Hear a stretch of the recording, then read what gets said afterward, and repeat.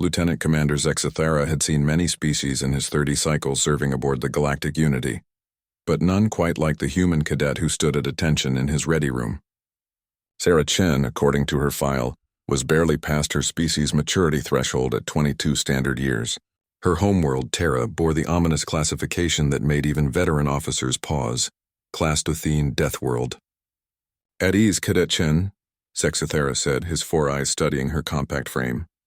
Despite her diminutive size compared to his towering Calarian physique, something about her stillness reminded him of a coiled spring. Sarah relaxed her posture but kept her gaze steady. "Thank you, sir." The ship's intercom crackled to life. "All hands, this is Captain Mordak. We have received a distress signal from Research Station Kepler-7. Unknown hostiles have overwhelmed the facility. Estimated time to arrival, 6 hours. Zexathera's mandibles clicked nervously. Kepler-7 was a xenobiology research station, studying some of the galaxy's most dangerous predatory species. If something had gone wrong there, "Cadet, you'll be assigned to Security Team Delta for this mission," he said. "Try to keep up," Sarah nodded. "I won't let the team down, sir." 6 hours later, the Galactic Unity dropped out of hyperspace near Kepler-7. The research station hung silent in the void, its lights flickering intermittently. No response to hails.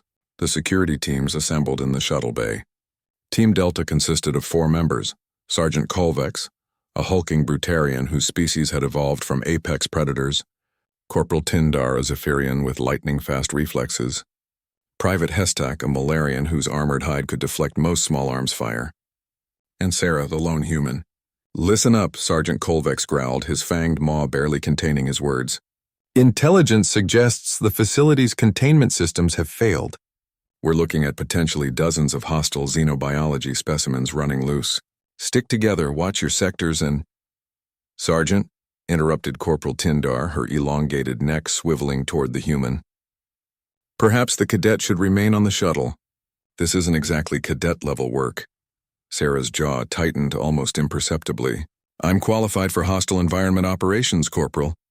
On a Class 2T's Deathworld, maybe." Hestak rumbled, his voice echoing from within his carapace. "But those are just environmental hazards. These are actual predators." The shuttle docked with Kepler-7's emergency airlock.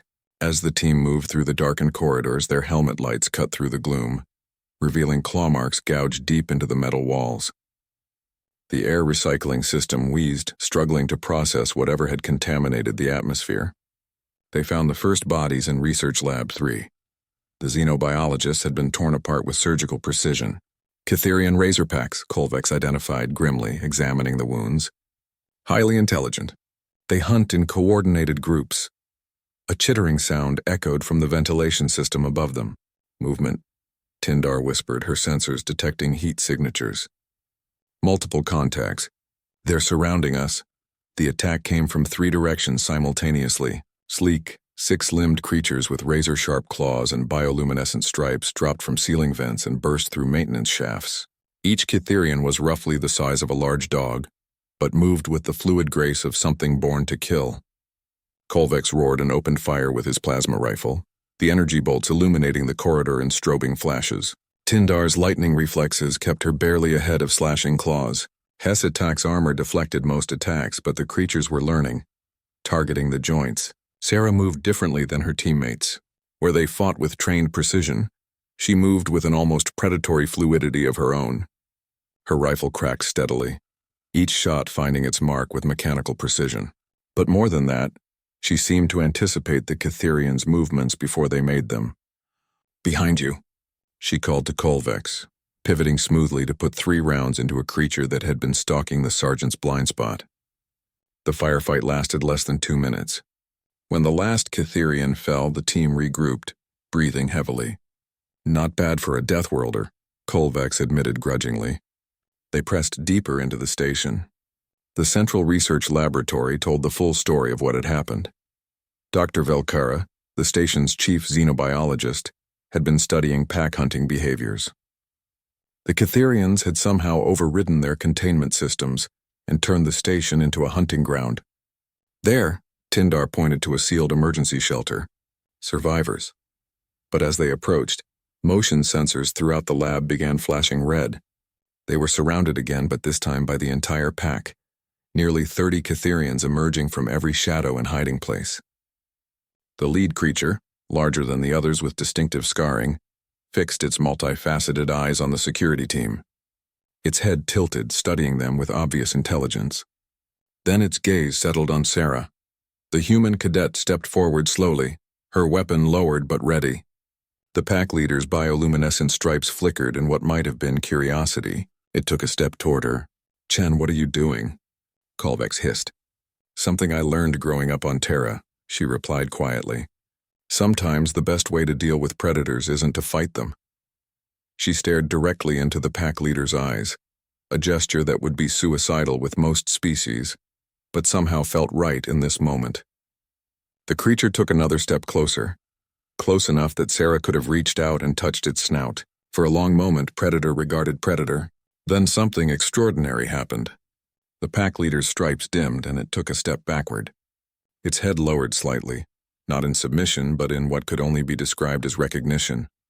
A chittering call went through the pack, and one by one the Catherians began to withdraw.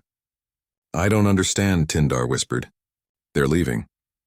The pack leader gave Sarah one final look, then turned and led its pack away through the maintenance shafts, abandoning their claimed territory.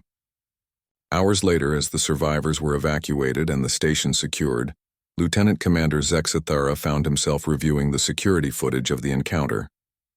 "Remarkable," he murmured to Captain Mordak. The pack recognized her as an apex predator. Not a threat to be eliminated, but a superior predator whose territory they were infringing upon. "The human didn't even realize it, did she?"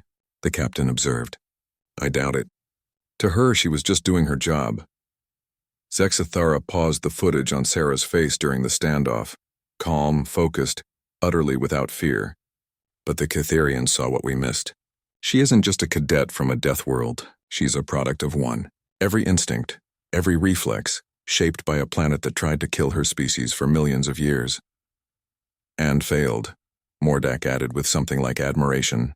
"And failed," Zexathara agreed. "The question is, what do we do with someone like that?" The captain smiled, an expression that didn't translate well across species, but Zexathara had learned to recognize it. "We promote her. The galaxy has plenty of soldiers, Commander, but apex predators who can think, those are rare." In the lower decks, Cadet Sarah Chen cleaned her rifle and prepared her after-action report, completely unaware that she had just redefined how the Galactic Federation viewed humanity, and Deathworlders in general. She was, after all, just doing her job.